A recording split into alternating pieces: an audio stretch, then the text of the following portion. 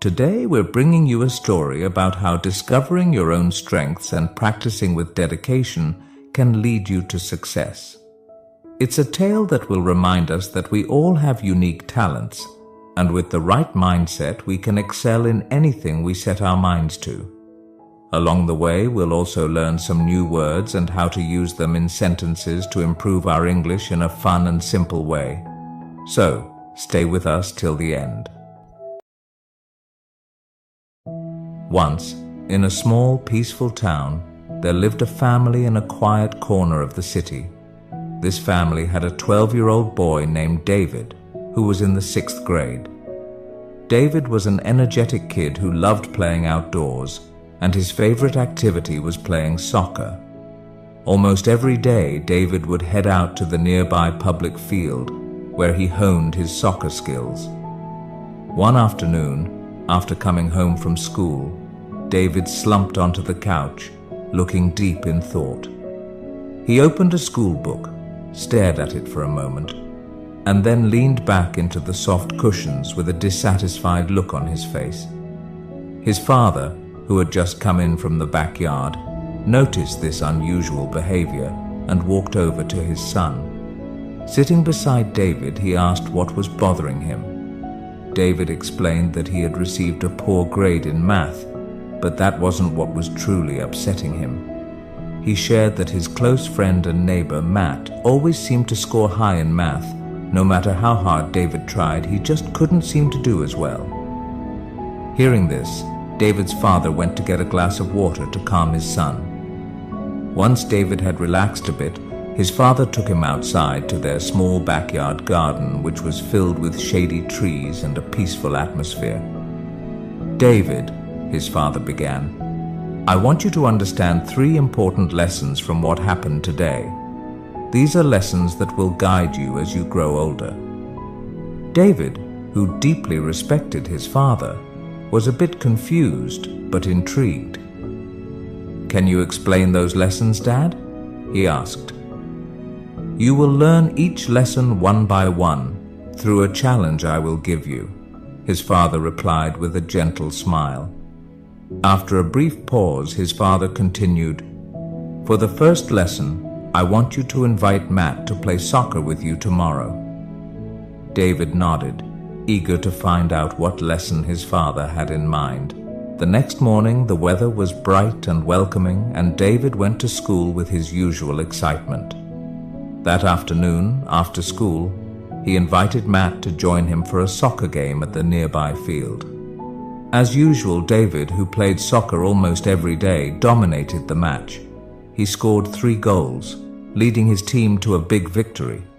Meanwhile, Matt, who wasn't very familiar with soccer, struggled. He often lost the ball and made several mistakes. Despite this, everyone who played that day had a great time. Afterward, David cleaned up and hurried to meet his father in the backyard. "Dad, I played soccer with Matt today. What's the first lesson you want to teach me?" His father smiled knowingly and said, "Tell me how the game went." David described everything, from his 3 goals to how Matt wasn't very good at soccer. His father nodded and said, "Look at this, David. Matt may not be good at soccer, but he's great at math. Just like how you might struggle with math but excel at soccer. We're all different, and that's okay. We each have our own strengths and passions." David felt a wave of understanding wash over him. He realized that people are different and don't have to be the same. But, curious as always, he immediately asked about the second lesson. "For the second lesson," his father said, "I want you to pay close attention to Matt tomorrow at school. Keep track of how often you see him counting or working with numbers." The following day, David eagerly went to school, excited to complete his father's challenge. Throughout the day, he quietly observed Matt, noticing how often he was engaged in math-related tasks. After school, David passed the time playing soccer again until his father returned home. That evening, David approached his father and reported his findings. Dad, Matt was counting a lot today. He was working on math problems, solving puzzles, even calculating things like change during recess, and he even counted the petals on a flower.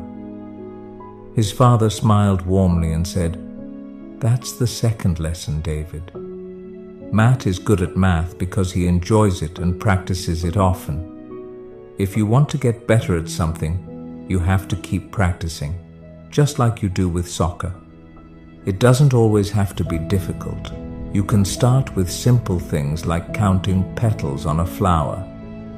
David smiled, realizing that he could improve in anything as long as he practiced consistently, just like he had with soccer. Without waiting, David eagerly asked about the third and final lesson. His father thought for a moment and said, "For the last lesson, I want you to think about how much better Matt is at math compared to you." David paused for a second, then hesitantly replied, "I think Matt is about 3 times better at math than I am." "All right," his father said. "For the last challenge, I want you to study math 3 times harder tomorrow." David swallowed nervously but nodded, determined to tackle the final challenge.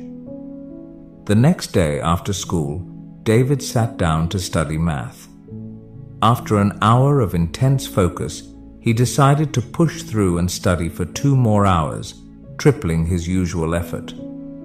But before he could finish, his head started to throb, and without realizing it, he fell asleep. Later, he was gently woken up by his father's soft tap. "Wake up for dinner and meet me in the garden afterward," his father said. Feeling disappointed in himself, David met his father, his head hung low. "I'm sorry, Dad," David said. "I couldn't complete the challenge. I studied so much that my head hurt, and I ended up falling asleep." His father gently patted David's head and said, "David, this is what happens when you try to master something you don't enjoy. It's hard to stay disciplined and consistent. But when you study something you love, discipline and consistency feel much lighter, just like how you stay dedicated to playing soccer."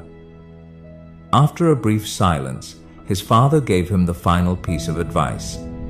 "So, if you want to be smart and become an expert at something, either study what you love or learn to love what you're studying." David, filled with admiration for his father's wisdom, promised to carry these 3 important lessons with him for the rest of his life. Today, we learned new words and sentences through this story. Remember, learning English can be fun when you practice regularly. So keep listening, learning, and growing. Make sure to like, comment, and share how this story helped you improve your English. Thank you for watching, and I'll see you in the next story where we'll continue learning together.